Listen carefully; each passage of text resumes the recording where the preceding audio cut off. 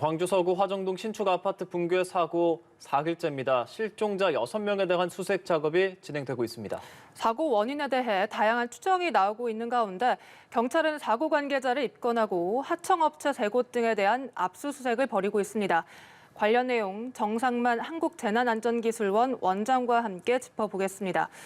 원장님 나와 계십니까? 네, 안녕하세요. 네, 붕괴 사고 4일째입니다. 오늘 오전 9시 반부터 수색 작업이 다시 재개가 됐다 하고요. 실종자 6명의 전화기, 휴대전화기는 모두 꺼져 있는 것으로 최종 확인이 된 상태입니다. 어제 규조견들이 투입이 된 결과 26층과 28층에서 반응을 했다고 하는데요. 실종자들이 여기 있을 가능성이 높다고 보십니까? 네, 이제 39층서 콘크리트 타설 중에 대형 거푸집과 외벽이 동시에 이제 붕괴가 돼 있기 때문에 어쨌든 38층부터 23층까지 아파트 벽이 지금 찢어진 상태지 않습니까? 예. 그래서 주로 한 23층에서 29층 요 사이에 콘크리트 잔해물 더미가 이제 덮여 있기 때문에 여기에 이제 갇혀 있을 가능성이 가장 큰 것으로 보입니다. 예. 그리고 어쨌든 이 사고 원인에 대해서 좀 짚어봐야 할 것 같은데요. 보기에도 이게 아래층에서가 아니라 상층부부터 무너지는 것 좀 이례적으로 보이는데 이런 사고 드문 사고인 거죠? 그 상층부부터 무너지는 부분하고 또 일반적으로 이렇게 연속적으로 16층이 붕괴되는 경우는 아주 드물다고 볼 수 있거든요. 예. 그래서 이제 대형 거푸집하고 외벽이 이제 동시에 붕괴됐기 때문에 일단 굳지 않은 콘크리트 양생 부분과 또 이제 무거운 거푸집이죠. 이 부분 연결이 안전했는지 등에 대한 이제 복합 요인에 인한 가능성이 큰 것으로 생각은 됩니다. 그래서 이것은 뭐 조사를 해봐야 되는 것이라고 볼 수 있고요. 예기치 못한 사고, 그러니까 복합적인 요인으로 기결된다고 볼 수 있겠습니다. 네, 복합적 요인이라고 말씀을 해주셨는데 전문가들이 입을 모으고 있는 부분이 콘크리트가 충분히 굳지 않은 상태에서 무리하게 공사를 진행했다는 지적 계속해서 나오고 있습니다. 실제 주변 공사 관계자의 증언에 따르면 닷새마다 한 층씩 쌓아 올린 것 같다 이런 증언이 나오는데요. 실제 겨울철에 이렇게 5일 만에 콘크리트가 굳을 수가 있습니까? 그러니까 이제 콘크리트 자체가 이제 영하에서는 또는 뭐 눈비가 오는 상황이면은 이제 특히 영하에서는 콘크리트가 잘 굳지 않기 때문에 대체적으로 한 10일 이상 이렇게 보고 있는 것이죠. 네. 그래서 이제 그렇게 하더라도 사실은 이제 잘 안 굳기 때문에 빨리 굳게 하기 위해서 열풍기 등을 사용하는 경우가 많죠. 예. 굳기 위해서 열풍기, 아무래도 양생 부실에 따른 이야기인 것 같은데요. 그리고 붕괴 때 흙 무더기가 쏟아져 내렸던 이유를 이게 모래와 시멘트가 제대로 배합이 안 돼서라는 분석도 있더군요. 그렇다면 레미콘이 좀 불량해서 이런 일이 일어났을 가능성도 있는 걸까요? 이 문제는 품질 문제는 이 조사가 필요한 부분입니다. 네. 이것이 결국은 아까 말씀하신 대로 콘크리트 강도와 연결되기 때문에 현장의 레미콘, 즉 그 모래와 시멘트의 배합이 적정했는지 그것도 퀄리티가 좋았는지 나빴는지 이 부분은 체크해봐야 될 사항입니다. 네.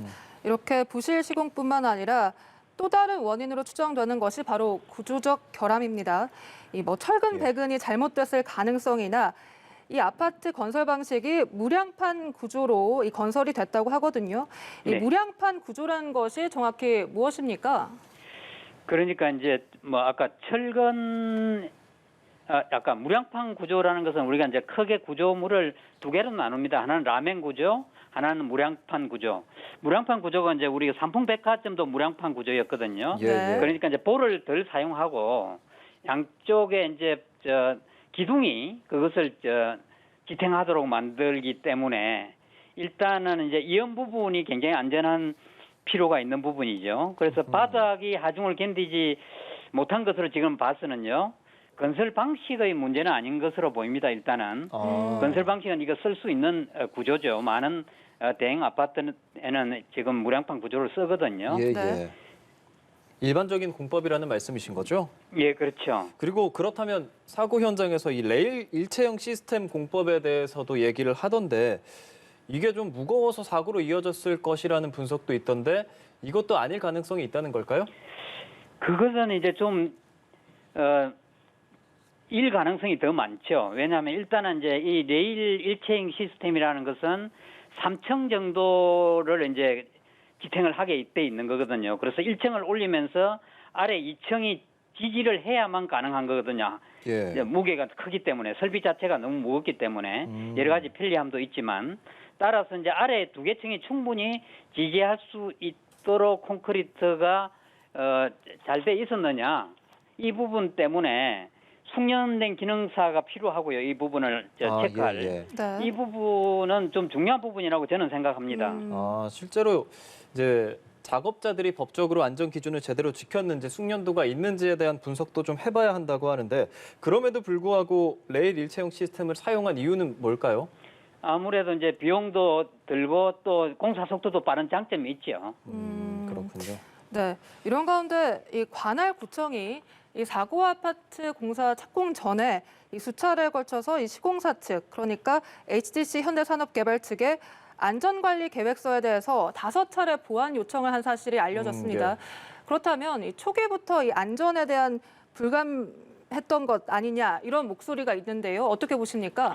보완이 뭐 되지 않도록 완벽하면 좋겠지만 대체적으로 안전계획서는 보완 요청은 할 수가 있고 보완할 수가 있습니다. 문제는 이를 보완할 내용을 확인한 절차가 필요한 것이죠. 그래서 지자체는 문서로 지금 할 뿐이고 네. 현장에서 확인할 권한은 없습니다. 예. 그리고 또 하나 봐야 되는 것이 주민들은 예고된 인재였다 이런 주장을 합니다. 주변에서 외벽 콘크리트 조각이 떨어지는 등 이런 행태가 많이 보여서 여러 차례 민원을 냈다고 하거든요. 그러니까 이 부분은 이제 자세한 좀 확인 절차가 필요할 것 같습니다. 네. 아까도 말씀드렸듯이 영하의 날씨에는 레미콘 타설 작업이 진행될 수는 있지만 예. 얼마나 안전 관리를 했는데 지자체와 건설사가 어떤 실질적인 조치를 취했는지가 중요한 사항이라 할 수 있겠습니다. 예. 그리고 라디오에서 들으니까 주변의 상가 시민이 공사를 시작하면서부터 막 주변에 땅이 갈라지고 집안이 내려앉는 게 좀 육안으로 보였다는 진술도 했거든요. 이런 경우가 보통 있을 수 있는 걸까요? 이제 이게 집안 상하고 아파트 지금 높이도 굉장히 크지 않습니까? 예. 39층이고 아래 이제 지하 4층 이렇게 돼 있거든요. 이런 부분에 이제 주변에 영향을 미치는 부분이 이제 가끔 있을 수 있고 사실 이러한 부분에 대해서 보완을 어떻게 하느냐가 문제잖아요. 예. 그 약간의 하나도 영향을 미치지 않을 수는 없는 것이거든요. 그런데 그런 부분에 대해서 얼마나 반응을 했느냐 이런 부분에 대한 게 초점일 거라고 생각합니다. 네. 예. 이번 사고로 불안한 건 아마도 해당 아파트에 입주할 입주민들일 텐데요. 해당 아파트에 오는 11월 말 입주 예정이라고 하는데 그렇다면 이 아파트는 이대로 시공과 입주가 진행이 되는 겁니까? 지금 현재 상황으로 볼 때는 예정된 기간에 입주는 쉽지 않은 거로 봅니다. 네. 그래서 뭐 최소한의 우리는 정밀 안전 진단이 필요하고요. 여기서 이제 우리가 보강으로 갈 것인지 아니면 전면 철거 후에 재시공을 해야 되는지 그 결과에 달려 있다고 봅니다. 그렇다면 이게 철거 후에 재시공을 하게 되는지 아니면 보강을 하게 되는지에 대한 기준 같은 게 있을까요? 그는 정밀 안전 진단의 이제 결과에 우리가 그 결과를 보면 알 수 있다고 생각합니다. 네, 실제로 2019년 5월부터 사고 직전까지 300건 이상의 민원이 발생했고 행정처분도 27건이나 있었다고 합니다. 그렇다면 이건 좀 형식적인 안전점검 이런 관행으로 인해서 생겨났다는 지적도 있는데 원장님 생각은 어떠십니까? 아까 말씀드린 대로 우리가 이제 이런 사고가 났을 때 어떻게 그것을 이제 대응하느냐 부분인데요. 우리가 오늘도 얘기를 하고 있지만 이 안전 관리는 예방 대비 대응 복구 4단계로 나눕니다. 대응 복구를 갖다가 사후 수습이라 하고 사전 대비를 예방 대비라고 이렇게 했을 때 예. 사전 대비에는 별로 우리가 신경을 덜 쓰고 대응 복구만 신경 쓰다가 끝이 나기 때문에 이런 것들은 반복된다고 이렇게 봅니다. 네, 이 실종자 6명에 대한 수색 작업 신속하게 이루어져야 할 텐데요. 원장님께서는 이 골든 타임 얼마나 남았다고 보십니까? 우리가 그것을 이제 뭐 정확하게 전단하기는 쉽지 않습니다만은 일반적으로는 우리가 오늘 사흘 채지잖아요, 그죠? 네. 일반적으로는 한 3일, 많아도 5일 이렇게 보지만 실질적으로 그 환경이 이 이제 그 갇혀 있는 분들의 환경이 어떻게 돼 있는지에 따라서 네. 더 이제 올해도 생각할 수가 있다고 생각을 합니다. 그래서 희망을 갖고 할 수 있는 최대한을 투자해야 되지 않냐 이렇게 생각을 합니다. 예, 오늘부터 이 타워 크레인 부분 해체를 하고 수색에 적극적으로 나선다고 합니다. 실종자가 좀 안전하게 무사히 발견될 수 있기를 진심으로 바라보겠습니다.